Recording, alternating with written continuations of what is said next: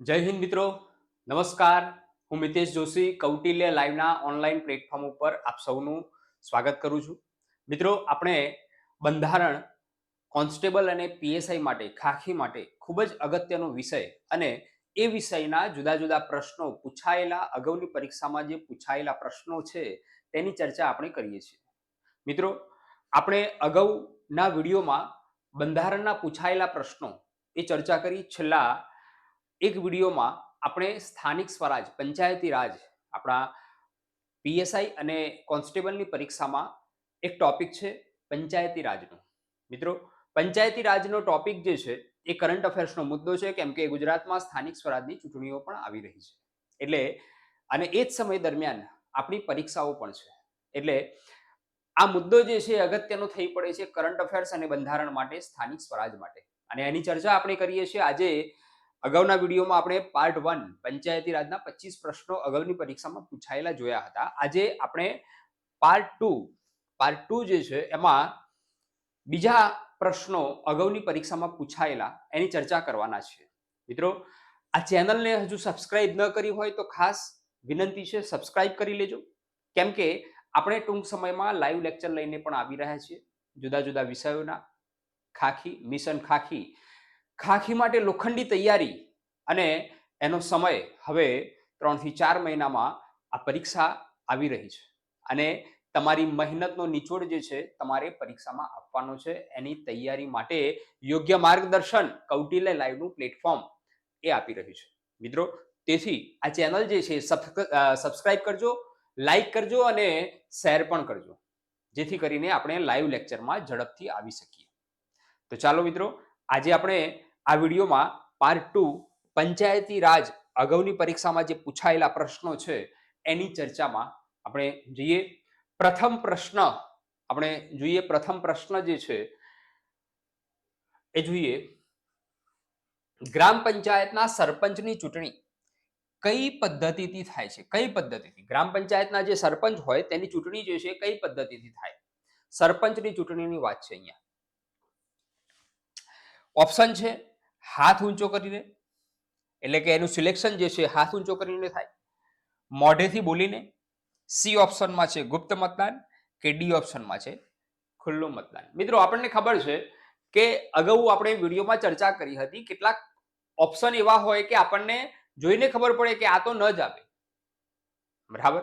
એટલે એવા ઓપ્શનને પહેલા ઓળખવાના, જેથી કરીને આપણું જે સિલેક્શન છે 4 ઓપ્શન જે છે નક્કી કરવાના છે. એ નક્કી કરવામાં 4 ઓપ્શનમાંથી 1-2 ઓપ્શન નીકળી જાય, જેથી કરીને આપણે સહેલાઈથી સાચો ઉત્તર પસંદ કરી શકીએ અને આપણો પરીક્ષામાં સમય પણ બચે. એટલા માટે ખાસ અહીંયા હાથ ઊંચો કરીને અને મોઢેથી બોલીને આ 2 ઓપ્શન જે છે એ તો ન જ આવે. એનું કારણ કે સરપંચ જે છે લોકશાહી પદ્ધતિથી ચૂંટાય છે, એટલે મતદાન તો થાય જ ભાઈ, બરાબર? જો મતદાન થતું હોય તો ગુપ્ત મતદાન થાય કે ખુલ્લું મતદાન. સ્થાનિક સ્વરાજની ચૂંટણી જે છે એમાં સભ્યોને મત અને સરપંચને મત એ રીતે આપવાના હોય છે, બરાબર છે? સભ્યોને મતદાન અને જે સરપંચની સીટ ઉપર જે ઉમેદવાર ઊભો હોય એને મત જુદો આપવાનો હોય. એટલે સરપંચની ચૂંટણીમાં 2 મત આપવાના હોય. આ ધ્યાનમાં રાખજો ખાસ. હવે અહીંયા લોકશાહી પદ્ધતિથી જો ચૂંટણી થતી હોય, બરાબર છે, મતદાન પદ્ધતિથી જો ચૂંટણી થતી હોય તો અહીંયા સ્પષ્ટ દેખાઈ આવે છે ગુપ્ત મતદાન પદ્ધતિ જે છે એનાથી સરપંચ જે છે એ ગુપ્ત મતદાન પદ્ધતિથી ચૂંટાઈ આવે છે, બરાબર? એટલે આપણો જવાબ શું આવશે? તો સી ગુપ્ત મતદાન, એનાથી સરપંચની ચૂંટણી થાય છે. ક્લિયર? જોઈએ નેક્સ્ટ ક્વેશ્ચન. ગ્રામ પંચાયત વિસ્તારમાં રખડતા ઢોરના નિયંત્રણ માટે ગુજરાત પંચાયત અધિનિયમની કઈ કલમથી જોગવાઈ કરેલી છે? ગુજરાત પંચાયત અધિનિયમની વાત છે અહીંયા. ગુજરાત પંચાયત અધિનિયમ 1993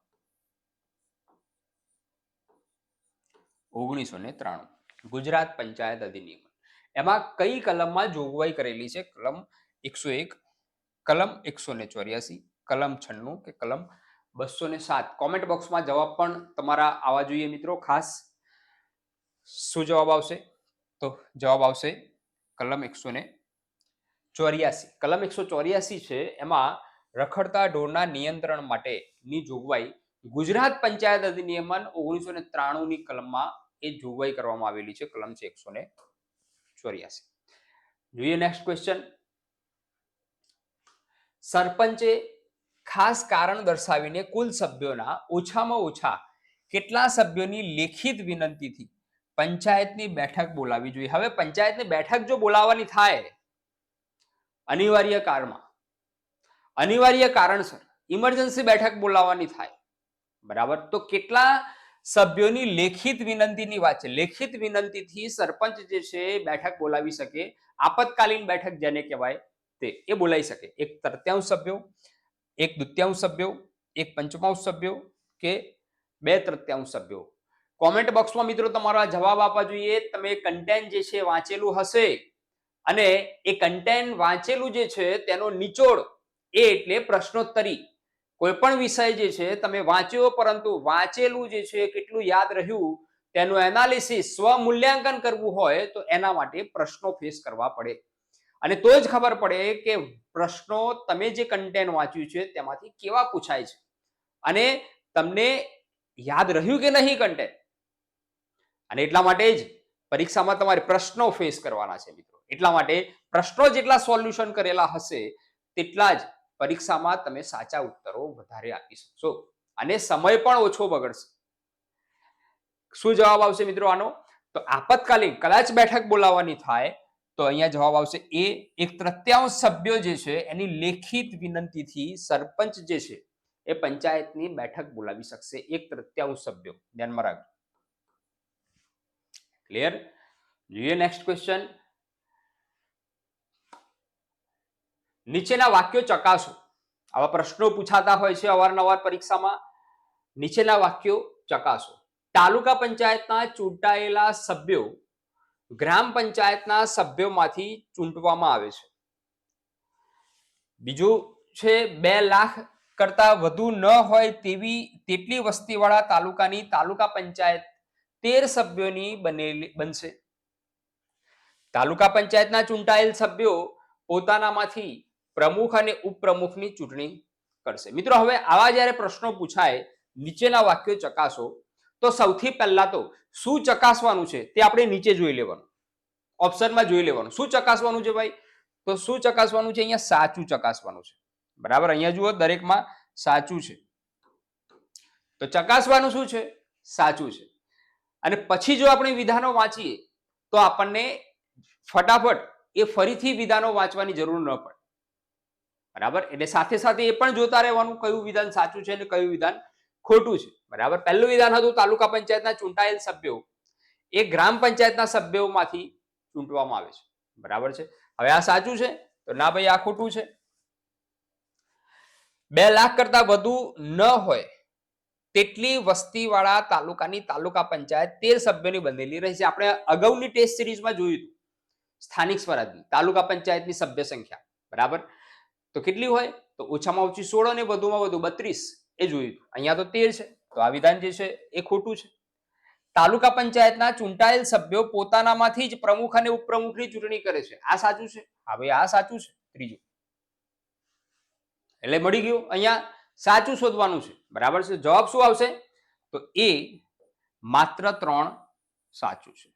માત્ર 3 સાચું છે, બરાબર. આ ઉપરના 2 વિધાનો ખોટા છે. એટલે જ્યારે આપણે આવો પ્રશ્ન પૂછાય એટલે પહેલા તો એ જોઈ લેવાનું. ઘણી વખત અહીંયા લખેલી હોય છે લીટી, નીચેનામાંથી કયા વિધાનો સાચા છે, આવું તમે એક લાઈન વાંચી હશે. અને અગાઉની જે આપણે પ્રશ્નોત્તરી જોઈ એમાં પણ આવા પ્રશ્નો મૂકેલા હતા, બરાબર. જો એવું વાક્ય ન હોય એક વાક્ય તો અહીંયા ઓપ્શનમાં પણ આપણે જોઈ શકાય કે સાચું માંગ્યું છે કે ખોટું માંગ્યું છે.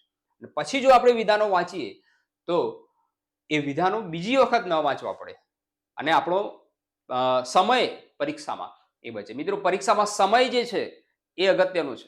સમય બચાવવો એ ખૂબ જ અગત્યનો છે, જેથી કરીને આપણે મેથ્સ અને રિઝનિંગના જે પ્રશ્નો પૂછાય છે એ પ્રશ્નોમાં વધારે સમય આપી શકીએ. એટલા માટે સમય જે છે એ ખૂબ જ અગત્યનો છે. બીજો અગત્યનો પ્રશ્ન જોઈએ, 5મો પ્રશ્ન. પંચાયત ધારાની જોગવાઈ અન્વયે નીચેના પૈકી કયું વિધાન ખોટું છે? અહીંયા સ્પષ્ટ લખેલું છે, ખોટું જોવાનું છે આપણે, બરાબર છે. ગ્રામ પંચાયતની કારોબારી સત્તા પહેલા એ ઓપ્શનમાં આપેલું છે ગ્રામ પંચાયતની કારોબારી સત્તા સરપંચને સુપ્રત થશે.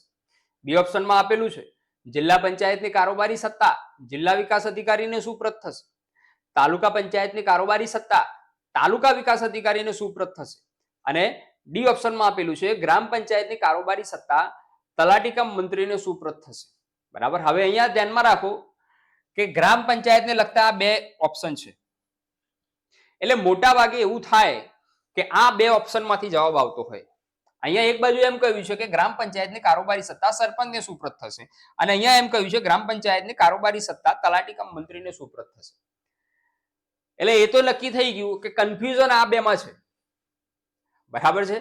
આ બે તો સાચા જ હશે એ નક્કી થઈ ગયું. માની લો કે કદાચ તમને આ બે ખબર નથી, આ બે જે છે ખબર નથી, માની લો કે તમે વાંચ્યું જ નથી અને આનો જવાબ જ ખબર નથી, તો તમે એટલું તો સ્માર્ટ વર્ક કરી શકો મિત્રો કે અહીંયા બે છે ગ્રામ પંચાયતને લગતા, કારોબારી સત્તા સરપંચને સુપ્રત થશે કે તલાટી કમ મંત્રીને સુપ્રત થશે એ તો આપણે વિચારી શકીએ, ઓપ્શન જોઈને ખબર પડે છે. એટલે આ બે વિધાનો તો વિચારવાના જ નથી કેમ કે એ સાચા જ હશે એ નક્કી છે. એટલે આપણી જોડે બે ઓપ્શન રહ્યા, કયા? તો એ અને ડી. હવે ગ્રામ પંચાયતની કારોબારી સત્તા સરપંચને સુપ્રત થાય કે તલાટી કમ મંત્રીને સુપ્રત થાય. હવે કારોબારીનો જે વડો હોય, ગ્રામ પંચાયતનો જે અધિકારી હોય એ ગ્રામ પંચાયતના અધિકારીને શું કહેવાય? તો તલાટી કમ મંત્રીને એને કહેવાય. ગ્રામ પંચાયતનો અધિકારી હોય એને શું કહેવાય? તલાટી કમ મંત્રી. એ ગ્રામ પંચાયતનો અધિકારી છે ભાઈ. બરાબર. જેવી રીતે અહીંયા જિલ્લા વિકાસ અધિકારી છે, જેવી રીતે અહીંયા તાલુકા વિકાસ અધિકારી છે, એવી રીતે અહીંયા તલાટી કમ મંત્રી જે છે એ અધિકારી છે. એટલે સ્વાભાવિક રીતે આ વિધાન પણ સાચું હશે. આ બે વિધાને જોતા એવું લાગે કે આ વિધાન જે છે એ પણ સાચું હશે. એટલે અહીંયા 3 સાચા આવી ગયા. રહ્યું કયું? તો આ. તો જવાબ જે છે એ જ આવવો જોઈએ. જો માની લો કે સ્માર્ટ વર્ક આ રીતે કરેલું હોય તો તમને તરત જ ખબર પડી જાય કે આ જવાબ જે છે એ સાચો હશે. આવી રીતે પરીક્ષામાં જ્યારે પ્રશ્ન પૂછાય ત્યારે થોડુંક સ્માર્ટ વર્ક જ્યારે આપણે કરીએ ઓપ્શન જોઈને, ઓપ્શનમાં જવાબ આપેલો હોય છે પરંતુ આપણે પરીક્ષાના પ્રેશરમાં એ સ્માર્ટ વર્ક કરી શકતા નથી.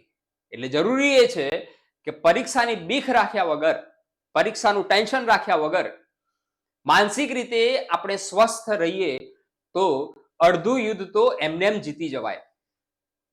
એટલે ખાસ ધ્યાનમાં રાખવું. આવી રીતે સ્માર્ટ વર્ક જો કરવામાં આવે તો તમને ભલે આનો જવાબ ખબર નથી છતાં પણ તમે સાચો જવાબ શોધી શકો છો.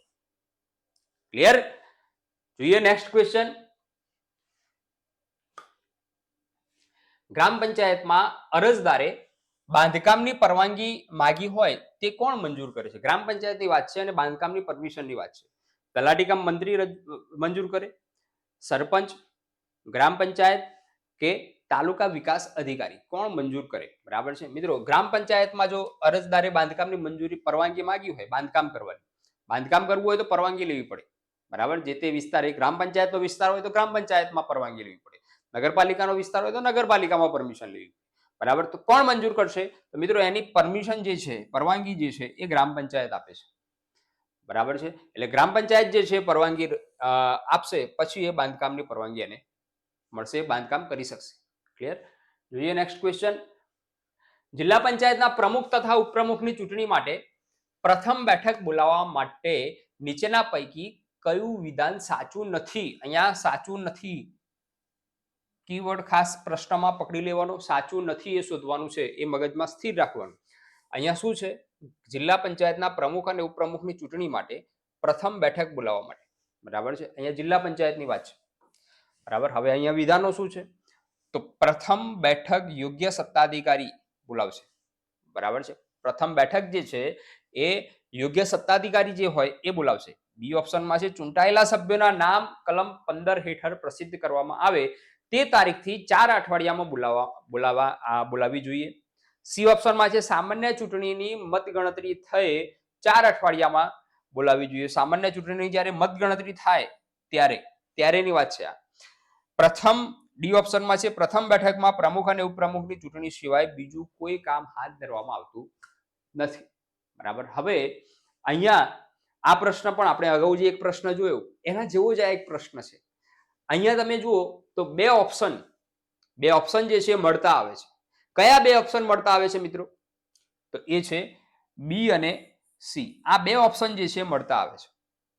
શું મળતા આવે છે?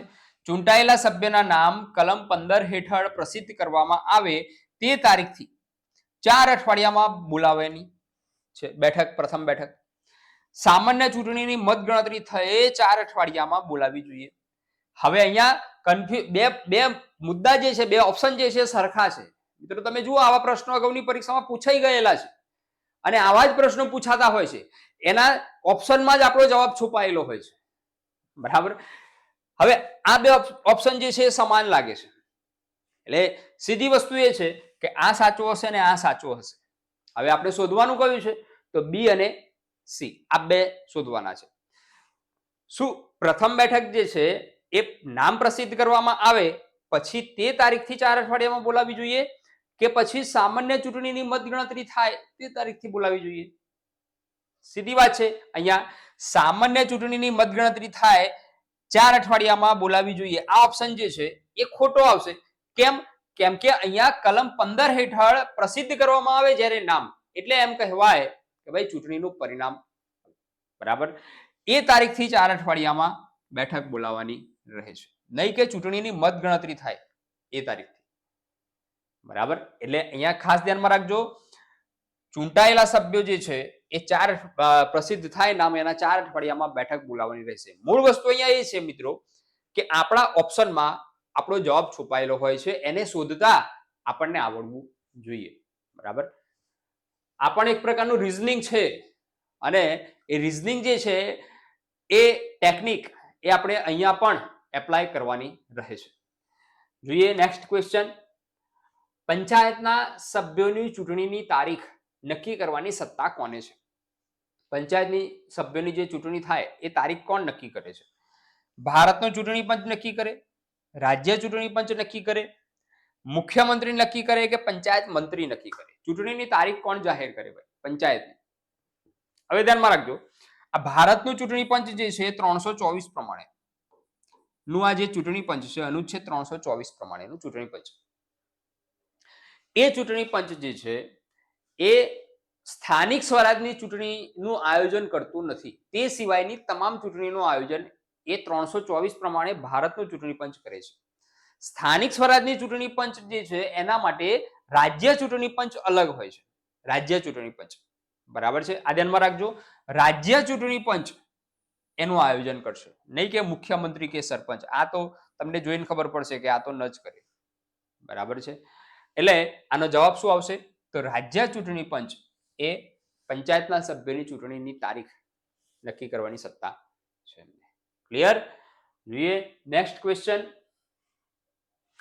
ભારતના બંધારણના આર્ટિકલ 243 બી અન્વયે કઈ બાબતની જોગવાઈ કરવામાં આવેલી છે? 243 બી ની વાત છે મિત્રો. 243 બી હેઠળ 243 એ જે કલમ ચાલુ થાય છે 243 થી 243 ઓ સુધી, એ બધી જ સ્થાનિક સ્વરાજ ગ્રામ પંચાયતને લગતી એ કલમ છે. બરાબર, ધ્યાનમાં રાખજો. હવે અહીંયા 243 બી ની વાત છે તો ગ્રામસભા, પંચાયતોની રચના, રાજ્યોની હાઈકોર્ટ કે વસ્તી. બરાબર છે. હવે અહીંયા રાજ્યોની હાઈકોર્ટ તો આવશે જ નહીં, એ જોઈને ખબર પડે છે ઓપ્શન. બરાબર. શું આવશે? તો આમાં ગ્રામ પંચાયતોની રચનાની વાત એ 243 બી હેઠળ એ કરવામાં આવેલી છે. એટલે જવાબ શું આવશે? બી, ગ્રામ પંચાયતોની રચના. જોઈએ નેક્સ્ટ ક્વેશ્ચન. નામના સભ્યો એટલે નોમિનલ મેમ્બર, નામ માત્રના જે સભ્ય હોય, બરાબર, એને સહકારી મંડળીમાં મત આપવાનો અધિકાર હોય છે. સહકારી મંડળીમાં કેટલાક આમંત્રિત અથવા તો નામ માત્રના પસંદગી પામેલા એ સભ્યો હોય, એને નામના સભ્યો કહેવાય, નોમિનલ મેમ્બર કહેવાય. એમને મત આપવાનો અધિકાર હોય છે. શું આ વિધાન સાચું છે? શું આ વિધાન ખોટું છે? માત્ર વહીવટ બાબતમાં જ મત આપવાનો અધિકાર હોય છે? અને ડી છે અહીં દર્શાવેલ પૈકી એક પણ નહીં. એમને મત આપવાનો અધિકાર હોય છે, આ વિધાન ઉપર લખેલું છે, એમાં આ કયા વિધાનો લાગુ પડે છે મિત્રો? કમેન્ટ બોક્સમાં તમારા જવાબ આવવા જોઈએ મિત્રો. સહકારી મંડળીને લગતા પ્રશ્નો જે છે એ છેલ્લા 4 વર્ષની પરીક્ષામાં પૂછાયેલા પ્રશ્નો છે. મેં તમને અગાઉના વિડીયોમાં પણ વાત કરી હતી, સહકારી મંડળીની રચના કરવી સ્વતંત્રતા મળેલી છે, બરાબર છે. રાજનીતિના માર્ગદર્શક સિદ્ધાંતોમાં પણ સહકારી મંડળીની વાત કરવામાં આવેલી છે, એ આપણે અગાઉના વિડીયો લેક્ચરમાં એ જોઈ ચૂક્યા છે. અમિતભાઈ શાહ એ સહકારી મંડળીની જે વ્યવસ્થા છે એમના મંત્રી, બરાબર, સહકારી ખાતું એના મંત્રી જે છે એ અમિતભાઈ શાહને બનાવવામાં આવેલા છે. હાલમાં એ છે એમની જવાબદાર મંત્રી તરીકે, બરાબર છે. એટલે સહકારી મંડળીના પ્રશ્નો જે છે છેલ્લી 3-4 વર્ષની પરીક્ષામાં આ પ્રશ્નો પૂછાયેલા છે આવી રીતે, બરાબર. એટલે ધ્યાનમાં રાખજો. આનો જવાબ શું આવશે? તો આ વિધાન જે છે એ ખોટું છે. જે નામના સભ્યો હોય એમને મત આપવાનો અધિકાર હોતો નથી, બરાબર છે. આ ધ્યાનમાં રાખજો. ખાલી ચર્ચામાં ભાગ લેવાનો અધિકાર હોય છે, બરાબર. ત્યાર પછી મકાન બાંધકામની મંજૂરીની અરજી, અહીંયા ફરીથી પાછું મકાન બાંધકામની વાત આવી. અરજી ગ્રામ પંચાયતને મળેલી કેટલા દિવસમાં હા કે નામાં જવાબ અરજદારને આપવાનું નક્કી થયેલું છે. બાંધકામ પરમિશનની જો મંજૂરી જે છે એ ગ્રામ પંચાયતે કેટલા દિવસમાં આપી દેવી જોઈએ, બરાબર.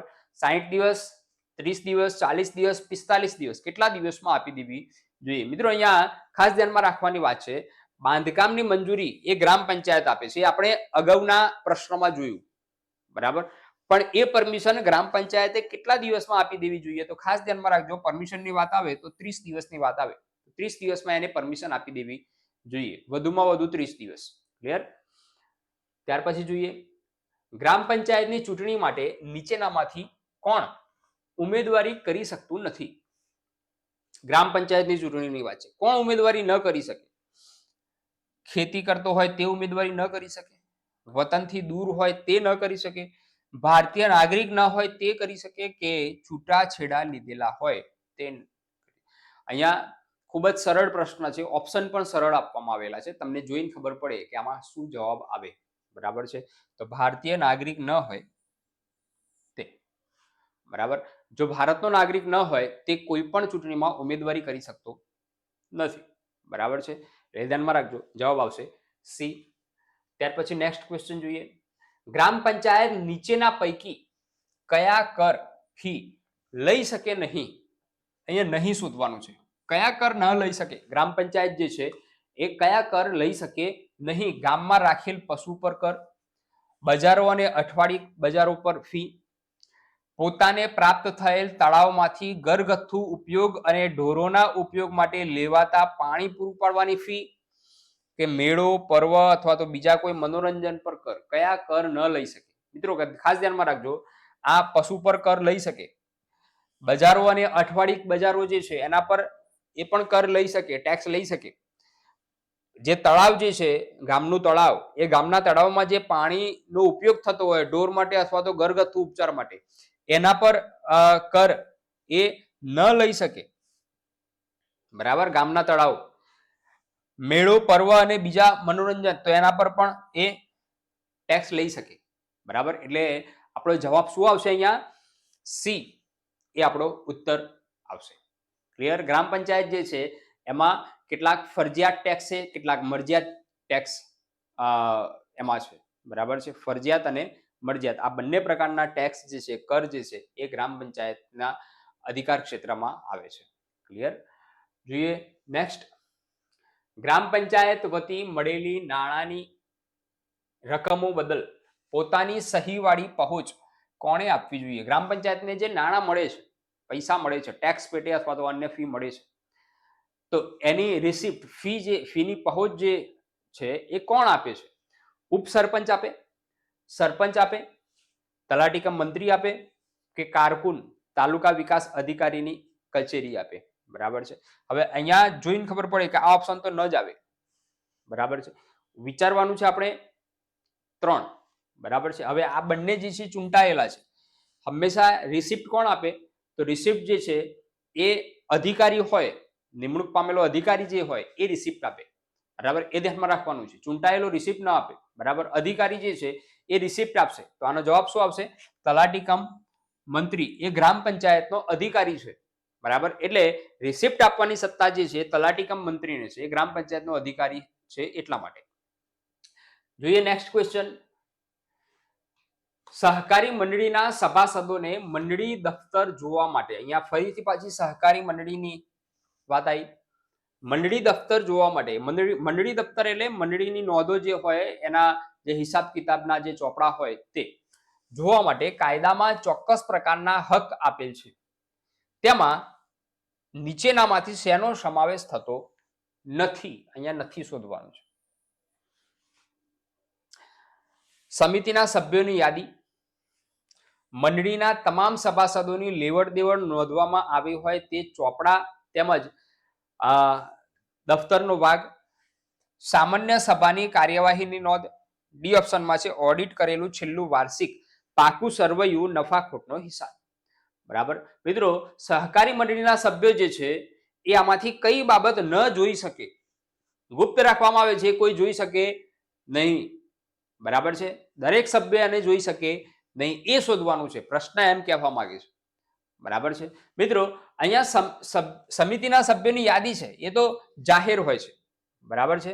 બીજું, સામાન્ય સભાની કાર્યવાહીની નોંધ જે છે એ પણ જાહેર હોય છે. એટલે આ બે તો આવી ગયા. છેલ્લું વાર્ષિક જે હિસાબ છે, સરવૈયું જે છે એ પણ જાહેર કરવામાં આવે છે સહકારી મંડળીમાં, એટલે આ પણ આવી ગયું. બરાબર છે. શું ન જોઈ શકે? તો મંડળીના તમામ સભાસદોની લેવડ દેવડ જે હોય, ફાઇનાન્શિયલ લેવડ દેવડ જે હોય, તમામ સભાસદોની જે ગુપ્ત લેવડ દેવડ જે હોય એ ચોપડા જે છે એ જોઈ શકાય નહીં. એટલે આ જે છે એ ન જોઈ શકાય. એટલે જવાબ આપણો શું આવશે?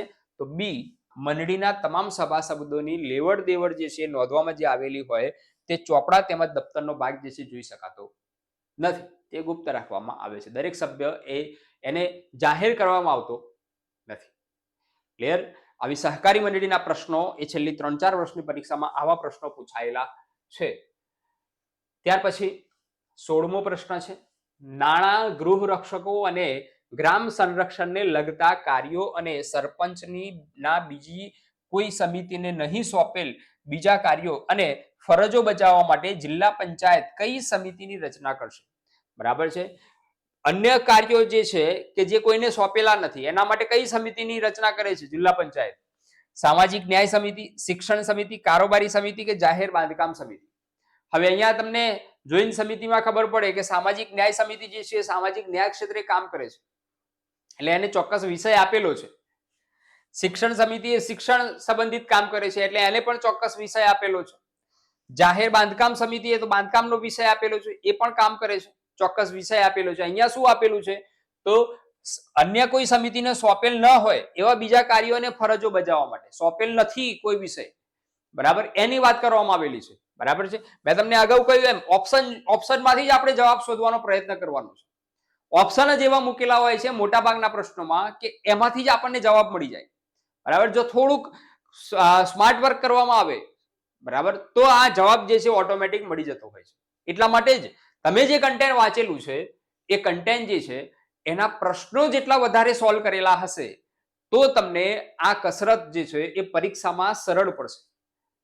બરાબર, એની પ્રેક્ટિસ થવી જરૂરી છે મિત્રો. એટલે જવાબ શું આવશે આપણો? કારોબારી સમિતિ. કારોબારી સમિતિ જે છે એ કોઈ સમિતિને ન સોંપેલો હોય તે તમામ વિષયો જે છે કારોબારી સમિતિના છે. ક્લિયર? જોઈએ નેક્સ્ટ ક્વેશ્ચન. નીચેના પૈકી કયું વાક્ય યોગ્ય નથી? યોગ્ય નથી જોવાનું છે. જિલ્લાના અથવા તેના ભાગના કોઈ પણ મતદાન મંડળમાંથી ચૂંટાયેલ વિધાનસભ્ય શ્રી જિલ્લા પંચાયતના કાયમી નિમંત્રિત સભ્ય રહે છે. દરેક પંચાયતની મુદત પ્રથમ બેઠકની તારીખથી 5 વર્ષની રહે છે. સી ઓપ્શનમાં છે જિલ્લા તાલુકાનું મુખ્ય મથક સંબંધિત પંચાયત નક્કી કરે છે. મુખ્ય મથક જે છે, જિલ્લા અને તાલુકાનું મુખ્ય મથક જે છે એ સંબંધિત પંચાયત નક્કી કરે છે. ડી ઓપ્શનમાં છે ગુજરાત પંચાયત અધિનિયમન 1993 ની કલમ 11 જિલ્લા પંચાયતોની રચના અંગેની છે. હવે અહીંયા ખૂબ જ સરળ ઓપ્શન આપી દીધા, ખૂબ જ સરળ. બરાબર છે. અહીંયા જોઈને ખબર પડે છે કે મુખ્ય મથક જે છે એ સંબંધિત પંચાયત નક્કી કરે? ભાઈ ના કરે. આ તો આ વિધાન જ ખોટું છે. બરાબર છે. એટલે અહીંયા વિધાન જોઈને, ઓપ્શન જોઈને ખબર પડી જાય છે કે આ વિધાન જે છે જવાબ આવે છે. આવા એકદમ સરળ પ્રશ્નો જે છે પૂછાયેલા હોય છે, પરંતુ ઘણી વખતે મોટી લાઈન વાળા જ્યારે ઓપ્શન આવે છે એ વખતે આપણે માનસિક રીતે તૂટી જઈએ છીએ, માનસિક રીતે હારી જઈએ છીએ, અને જે પોતે માનસિક રીતે હાર્યો તે યુદ્ધ પણ હાર્યો. આ સનાતન સત્ય છે. એટલે માનસિક મજબૂતી એક પરીક્ષામાં ખૂબ જાળવી રાખવી એ જરૂરી હોય છે. એટલે ખાસ ધ્યાનમાં રાખજો, લાંબા વિધાનો વાળા પ્રશ્નો આવે અથવા તો ઓપ્શન આવે તો એમાં ગભરાવાની બિલકુલ જરૂર નથી. એને ધ્યાનથી વાંચવાની જરૂર છે, સમજવાની જરૂર છે, અને એમાં જે શબ્દ છે એ પકડીને એ નક્કી હોય છે કે ભાઈ આ જ જવાબ આવે. ઘણી વખતે કેટલાક વિધાનો એવા હોય છે કે એમને એમ લખેલા હોય છે, આપણને કન્ફ્યુઝ કરી મૂકવા માટે અંદર મૂકેલા હોય છે વિધાનો. એટલે એવા વિધાનો જે છે એને ધ્યાનમાં લેવાના નથી. બરાબર છે. જોઈએ નેક્સ્ટ ક્વેશ્ચન. નીચેના વાક્યો પૈકી કયું વાક્ય યોગ્ય નથી? અહીંયા યોગ્ય નથી શોધવાનું છે. પંચાયતની વ્યાખ્યા બંધારણની કલમ 243 માં જણાવેલ છે. બી ઓપ્શનમાં છે અનામતની જોગવાઈ બંધારણની કલમ 243 ઘ અથવા તો 243 ડી માં જણાવેલ છે. સી ઓપ્શનમાં છે પંચાયતો માટેની જોગવાઈ બંધારણના ભાગ 12 માં કરેલ છે. અને ડી ઓપ્શનમાં છે ગ્રામ સભાની વ્યાખ્યા બંધારણની કલમ 243 અ અથવા 243 એ માં જણાવેલ છે. શું જવાબ આવશે મિત્રો? અહીંયા પંચાયત જે છે એ પંચાયતના જે આર્ટિકલ જે છે ગ્રામ પંચાયતને લગતા એ આપેલા છે. બરાબર. શું જવાબ આવશે? પંચાયતની વ્યાખ્યા બંધારણની કલમ 243 માં આપેલ છે. બરાબર, જણાવેલી છે. તો સાચું છે? હા, સાચું છે.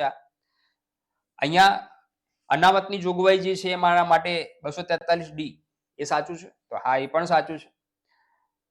પંચાયતો માટેની જોગવાઈ બંધારણના ભાગ 12 માં જણાવેલી છે. ના, ભાગ 12 માં ક્યાં જણાવેલી છે? ભાગ 9 માં જણાવેલી છે ભાઈ. આ તો ભાગ 9 12 માં ન આવે તો આ વિધાન જે છે ખોટું છે. અને આ વિધાન પણ જોઈ લો, ગ્રામ સભા જે છે એની વ્યાખ્યા જે છે એ 243 એ માં જણાવેલી છે. તો હા, એ પણ સાચું છે. તો આનો જવાબ શું આવશે? પંચાયતો માટેની જોગવાઈ જે છે બંધારણના ભાગ 2 માં એ જણાયેલ છે યોગ્ય વિધાન નથી. કેમ? કેમ કે 9 માં છે જોગવાઈ, એટલે અહીંયા યોગ્ય નથી શોધવાનું છે આપણે. એટલે જવાબ આવશે આપણો સી ઓપ્શન, એ આપણો જવાબ આવશે.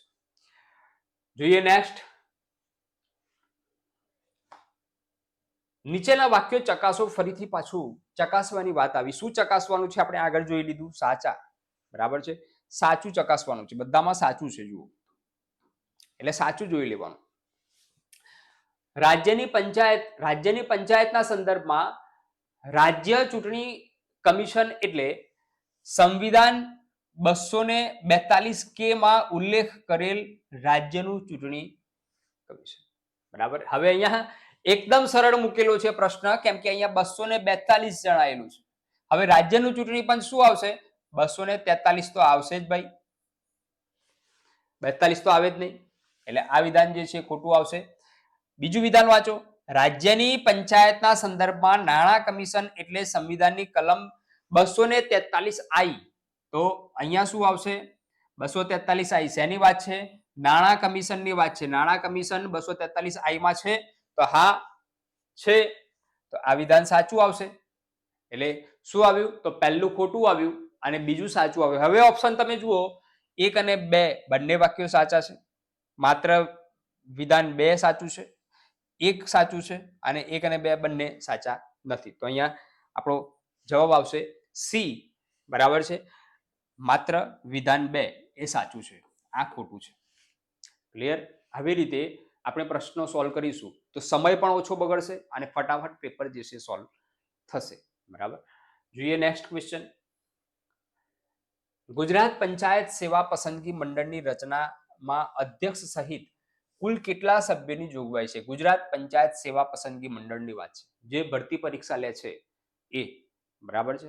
એમાં અધ્યક્ષ સહિત કુલ કેટલા? અધ્યક્ષ સહિતની વાત છે. કુલ કેટલા સભ્યોની જોગવાઈ કરવામાં આવેલી છે? 3, 5, 6 કે 7? મેં તમને અગાઉના વિડીયોમાં વાત કરી હતી. મોટા ભાગે સભ્યોની, અધ્યક્ષ સહિત સભ્યોની સભ્ય સંખ્યાની જ્યારે વાત આવે એટલે હંમેશા એકી સંખ્યામાં સભ્યો હોય, બેકી સંખ્યામાં સભ્યો ન હોય. એટલે અહીંયા બેકી આંકડો જે છે આ 6 એ તો કાઢી જ નાખવાનો.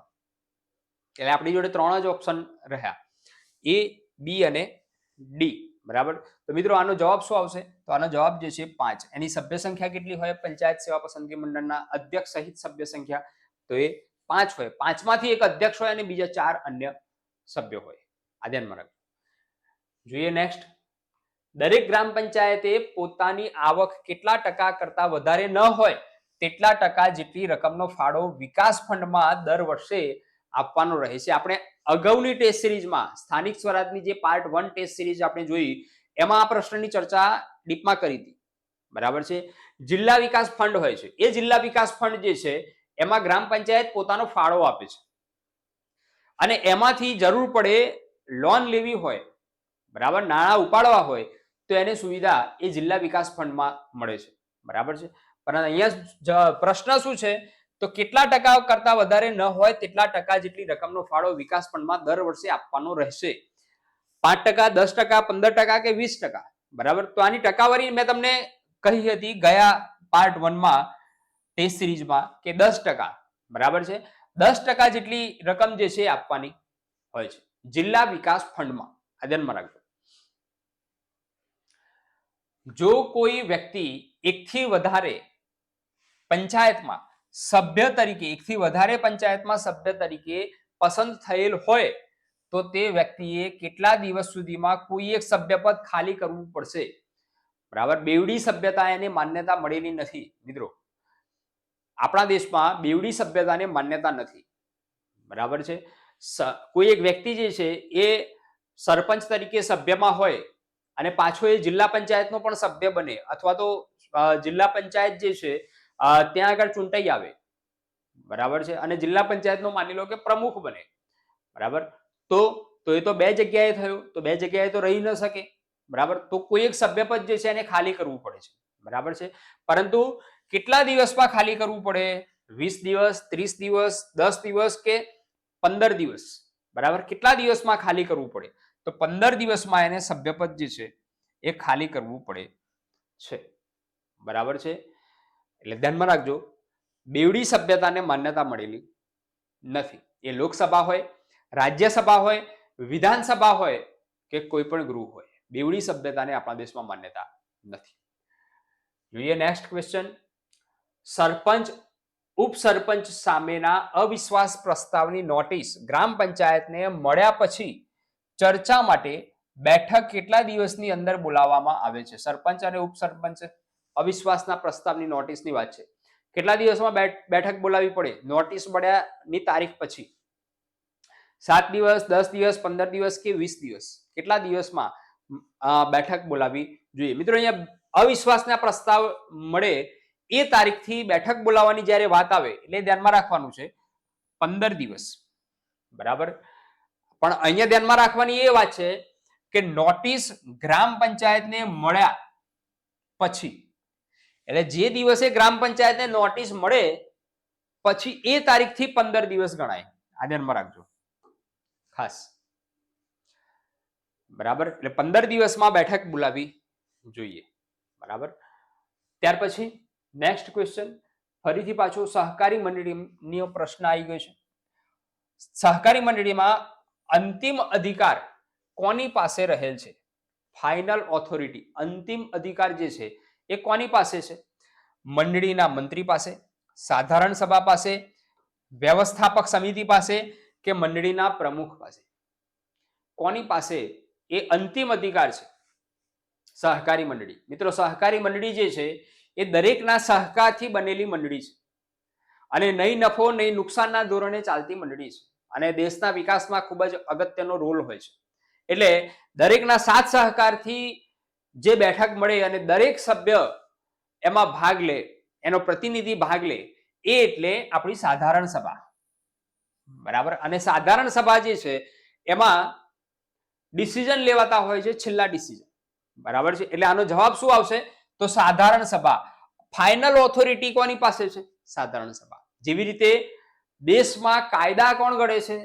તો સંસદ ઘડે છે. દેશમાં છેલ્લી સત્તા કોની પાસે છે? તો સંસદ પાસે છે. એવી રીતે જેમ ભારત લોકશાહી દેશ છે અને લોકોના ચૂંટાયેલા સભ્યો એ સંસદમાં બેસે છે અને એટલા માટે સંસદ જે છે એ ફાઇનલ ઓથોરિટી ધરાવે છે. એવી રીતે અહીંયા સાધારણ સભા છે સહકારી મંડળીની, એ સહકારી મંડળીની સાધારણ સભા એના પાસે એ અંતિમ અધિકાર એના પાસે છે નિર્ણય લેવાનો. ક્લિયર? એટલે જવાબ આવશે બી સાધારણ સભા. જોઈએ નેક્સ્ટ ક્વેશ્ચન. જિલ્લા પંચાયતના કોઈ પણ ઠરાવમાં તે ઠરાવ પસાર થયાની તારીખથી 3 માસની મુદતની અંદર ફેરફાર કરવો હોય તો જિલ્લા પંચાયતના સભ્યોની કુલ સભ્ય સંખ્યાના કેટલા ભાગના સભ્યોના ટેકાથી ઠરાવ પસાર કરવો પડે. અહીંયા જિલ્લા પંચાયતમાં ઠરાવ પસાર થઈ ગયો છે, પરંતુ એમાં જો ફેરફાર કરવો હોય, બરાબર છે, તો ફેરફાર જે છે એ કરવા માટે એક કુલ કેટલા સભ્યોના ટેકાથી એ ઠરાવ લાવી શકાય પાછો ફરીથી એની વાત કરવામાં આવેલી છે. બરાબર, એમાં ફેરફાર કરવાની વાત છે. તો 4/5 સભ્યો, 1/2 સભ્યો, 2/3 સભ્યો કે 3/4 સભ્યો, કેટલા સભ્યોના ટેકાથી એ પ્રસ્તાવ લાવી શકાય, ફેરફાર કરવાના પ્રસ્તાવની વાત છે. બરાબર, તો મિત્રો આનો જવાબ આવશે 2/3 સભ્યો. 2/3 સભ્યોના ટેકાથી એ પ્રસ્તાવ લાવી શકાય, ઠરાવમાં ફેરફાર કરવાનો પ્રસ્તાવ. બરાબર મિત્રો, આ પ્રશ્નો જે છે આપણે જે જોયા એ પ્રશ્નો અગાઉની પરીક્ષામાં પૂછાયેલા પ્રશ્નો છે. તમને ખૂબ જ મજા પડી હશે અને કોન્સેપ્ટ પણ ક્લિયર થતો જતો હશે. હું આશા રાખું છું કે આ પ્રશ્નો જે છે એ ખાખી કોન્સ્ટેબલ અને પીએસઆઈ ની જે પરીક્ષા આવી રહી છે તેમાં ખૂબ જ અગત્યના પુરવાર થશે. સ્થાનિક સ્વરાજના પ્રશ્નો એ સારા એવા પૂછાતા હોય છે. ઘણી વખતે આપણે મુદ્દો નાનો છે એમ સમજીને એને ઇગ્નોર કરતા હોઈએ છીએ, પરંતુ ક્યારે નાનાને પણ ઇગ્નોર કરવો નહીં અને એને પણ સરખું માન આપવું જોઈએ. તો જ આપણે પરીક્ષાના તમામ મુદ્દાઓ સમજ્યા, તૈયાર કર્યા અને પરીક્ષામાં એને ન્યાય આપી શકીએ છીએ. અગાઉની પરીક્ષાના પેપરના તમે એનાલિસિસ કરશો તો નાના મુદ્દામાંથી પણ વધારે પ્રશ્નો પૂછાયેલા છે. એટલે ધ્યાનમાં રાખવું કે આપણી રણનીતિ એવી હોવી જોઈએ કે દરેક મુદ્દાઓને સરખી તૈયારીના ભાગરૂપે આવરી લેવા, અને તો જ લોખંડની તૈયારી કહેવાય એને, અને ખાખી જે છે આપણી પાકી થાય. કૌટિલ્ય લાઈવનું પ્લેટફોર્મ આવા નાના નાના મુદ્દાઓ, અગત્યના જે વિષયો છે એ વિષયો લઈને તમારી સમક્ષ આવી રહ્યું છે અને પ્રશ્નોની ચર્ચા કરતું રહ્યું છે. મિત્રો, આ ચેનલને સબસ્ક્રાઇબ કરજો, લાઈક કરજો, શેર કરજો, જેથી કરીને આપણે લાઈવ પ્લેટફોર્મ પર પણ આવી શકીએ અને તમારા વિષયો જે છે એ વધુ ક્લિયર થઈ શકે. ફરીથી મળીશું નેક્સ્ટ લેક્ચરમાં એક નવા ટોપિક સાથે. જય હિન્દ, જય ભારત.